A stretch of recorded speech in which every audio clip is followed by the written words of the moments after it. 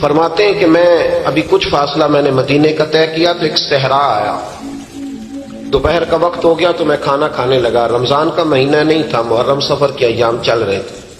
میری باتیں سمجھ تو آ رہی ہے نا اب حضرات کو؟ سب کو آ رہی ہے؟ اللہ آپ کو جزا عطا فرمائے۔ کہتے میں دوپہر کے کھانے کے لیے وہاں رکا، میں نے وہ کھجوریں نکالی، سرکہ نکالا، کھانے لگا تو ایک چرواہا بکریاں چراتا چراتا آ گیا۔ وہ نوجوان تھا، اس کے چہرے پر میں نے بڑی روشنی دیکھی، غریب آدمی تھا، بکریاں چراتا تھا۔ ہم لوگ بھی جب کھانا کھانے بیٹھتے ہیں تو کوئی آ جاتا ہے تو اس کو دعوت دیتے ہیں، بھئی آ جا تو بھی کھانا کھا لے۔ کہتے میں نے اسے کہا کہ میاں آ جا روٹی کھا لو۔ کہنے لگا نہیں، اللہ آپ کو جزا دے، میرا دل چاہتا تھا کہ کوئی میرے ساتھ کھا لے۔ اللہ کے بندوں کی خواہش ہوتی ہے نا کوئی مہمان مل جائے۔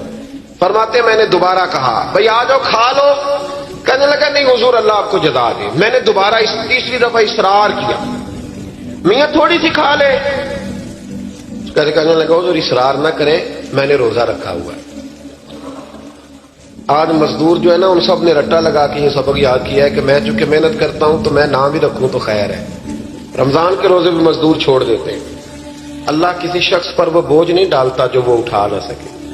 رب بندوں سے پیار کرتے، اسے پتا تھا انہوں نے مزدوریاں کرنی ہیں۔ مزدور روزہ رکھ کے دیکھے، وہ دیکھے اسے کچھ بھی نہیں ہوگا۔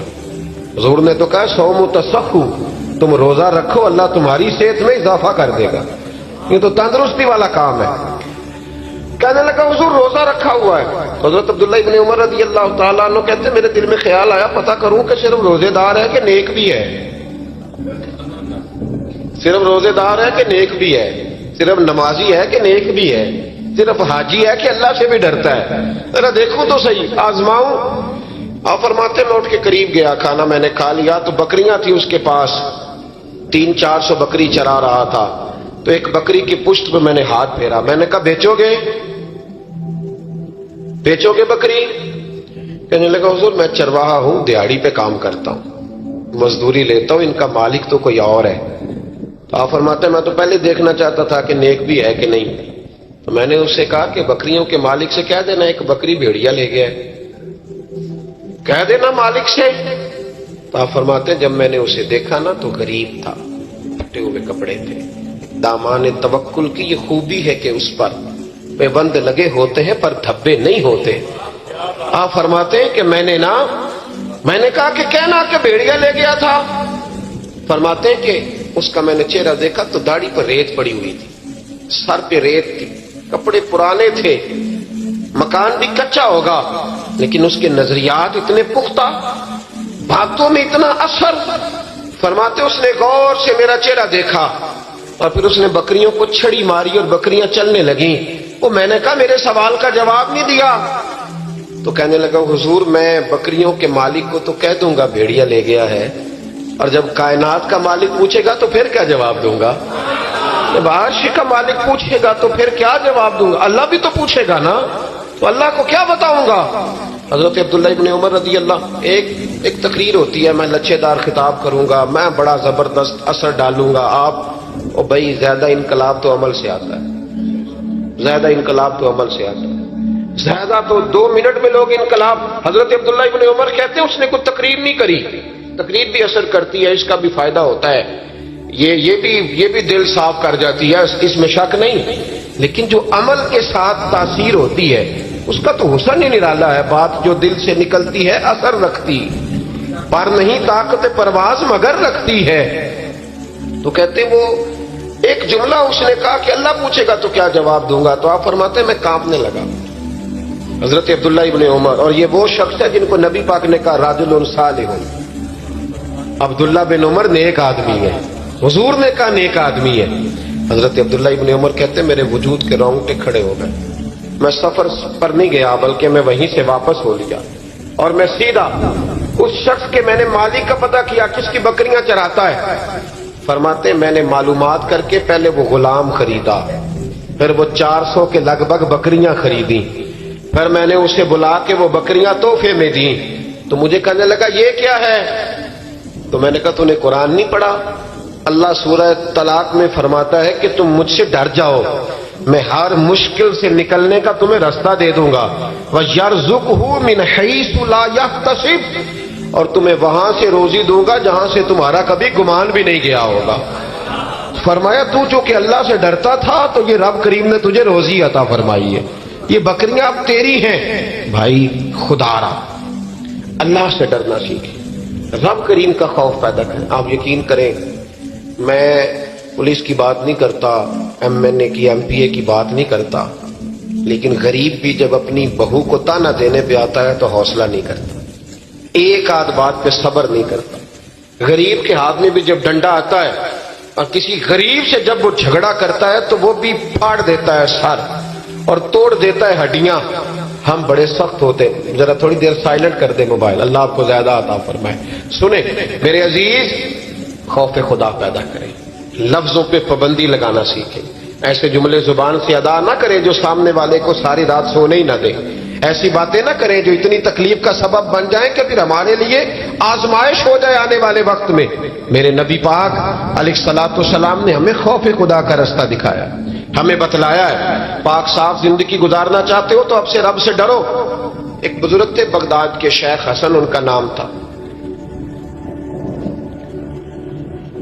وہ جب نماز کی امامت کرتے نا، بغداد کی جامع مسجد کے امام تھے، جب امامت سے فارغ ہوتے تو کہتے ہیں اے اللہ میرے شہر کے اس تاجر کی 2 بیویوں پہ اپنا رحم فرما، اے اللہ میرے شہر کے اس تاجر کی 2 بیویوں پہ اپنا۔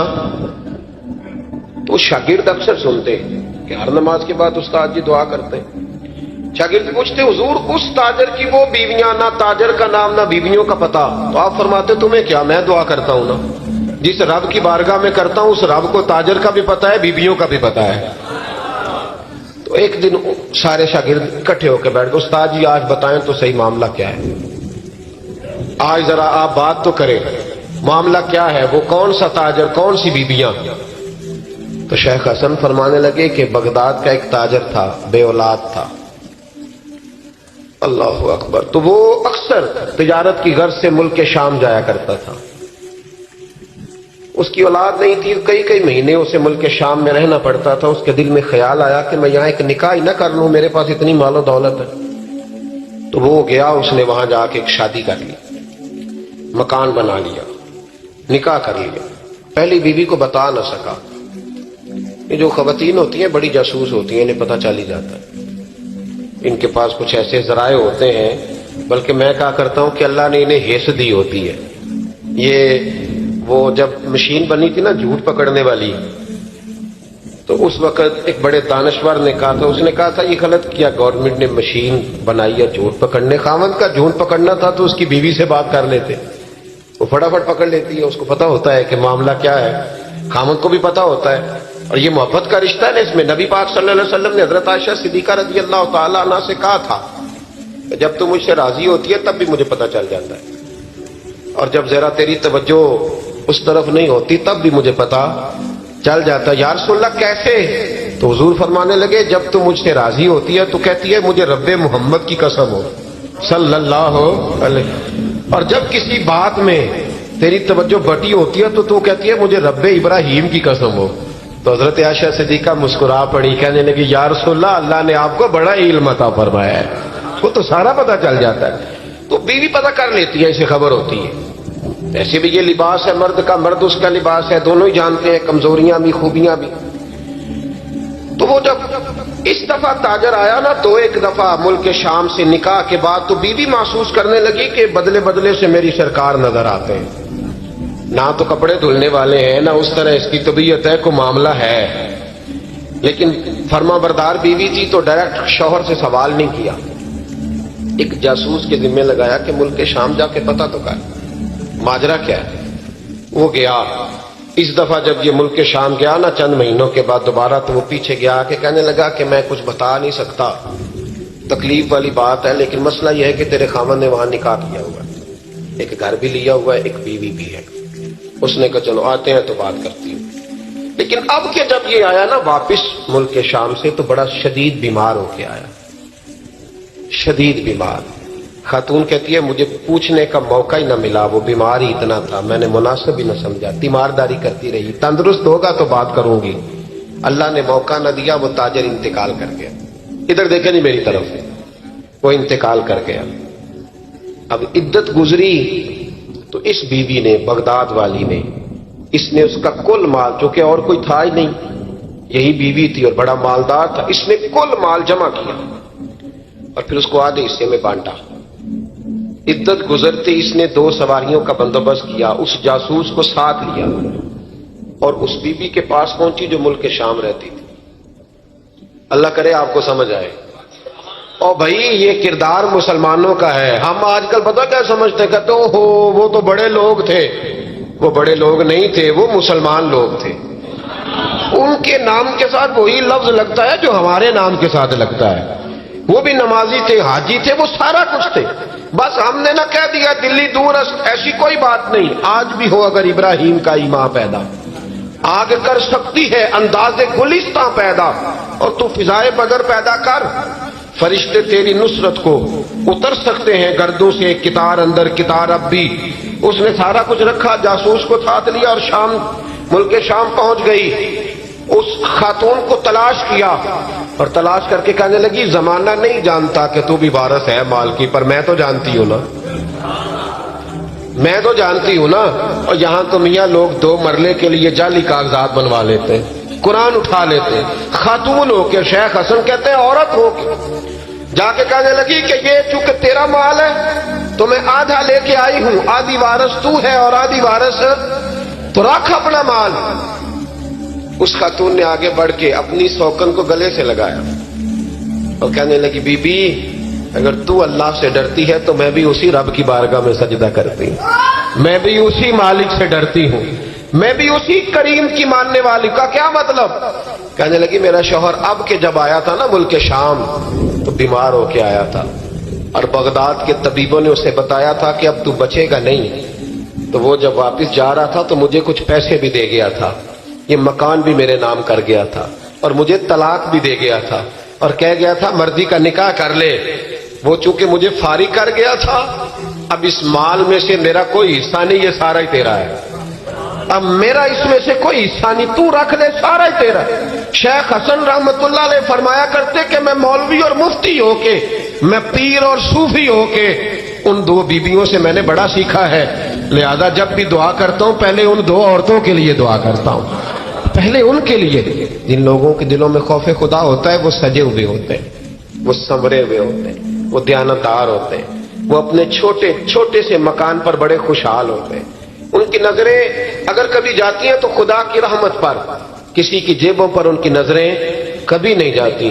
وہ میرے بھائی لقمہ حرام آ جائے تو رات انہیں نیند نہیں آتی۔ وہ لوگ تھوڑی سی آمیزش بھی اپنے بچوں کو کھلانا جرم سمجھتے ہیں۔ آج ہر گھر کی چیخنے کی آواز آتی ہے، ہر ایک کو ڈراؤنے خواب آتے ہیں، ہر آدمی سہما اور سمٹا ہوا رہتا ہے۔ ایک صاحب مجھ سے کہنے لگے پیر صاحب میرے گھر کے کونے سے چیخنے کی آواز آتی ہے، بڑے پیروں کو دکھایا ہے فرق نہیں پڑتا، آپ بھی چلیے۔ تو میں نے کہا یار میں تو عمل شامل نہیں ہوں، لمبا چوڑا طویل دھاگا مجھے تو نہیں آتا، ہاں حدیث مبارکہ میں جو وظائف بتائے گئے ہیں تمہیں بتا دیتا ہوں، اس کو پڑھ لو۔ کہنے لگے نہیں جی نہیں، بڑے لوگوں کو دکھایا ہے فرق نہیں پڑتا۔ تو میں نے کہا ہو سکتا ہے پھر جن نہ ہی ہو وہاں پہ۔ کہنے لگے آپ کا کیا خیال ہے؟ تو میں نے کہا اگر کسی یتیم کا مال گھر کے کسی کونے میں لگ جائے تو پھر چیخنے کی آوازیں بند نہیں ہوتی، وہ پھر ہمیشہ آتی، پھر گھر سے خوف آتا ہے۔ اور اگر کسی کے پیسے دبا کے آدمی رات کو سوئے پھر اسے ڈراؤنے خواب آتے ہیں، پھر اللہ اسے تنبیہ کرتا ہے۔ پھر وہ تعویذوں والا مسئلہ نہیں، وہ توبہ والا مسئلہ، وہ استغفار والا مسئلہ، وہ اللہ سے ڈرنے والا معاملہ ہے۔ رب کریم کا خوف، اللہ کا ڈر، یہ انسان کو سجائے گا، یہ سوارے۔ ہم مسلمان ہیں، ہر دوسرا لفظ ہمارا یہ ہوتا ہے کہ ہمارا رب ہمیں دیکھ رہا ہے، ہر دوسرا لفظ یہ ہوتا ہے کہ مر جانا ہے، وقت آنے والا ہے، ہر دوسرا جملہ یہ ہوتا ہے کہ قیامت میں اللہ حساب کتاب کرے گا۔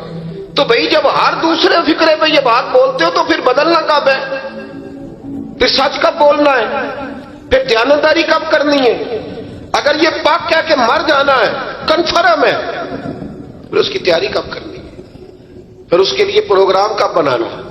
جس آدمی نے ایک ہفتہ بعد عمرے پہ جانا ہے وہ ٹکٹ آج کرائے گا یا ابھی کرائے گا؟ شام کو جانا ہو تو ہفتہ پہلے کرائے گا نا۔ تو یہ کس طرح کا جانے والا ہے جو کہتا ہے اس وقت تیاری کروں گا جب پکا پتہ چل جائے گا کہ شام کو مر جانا ہے؟ اللہ کا خوف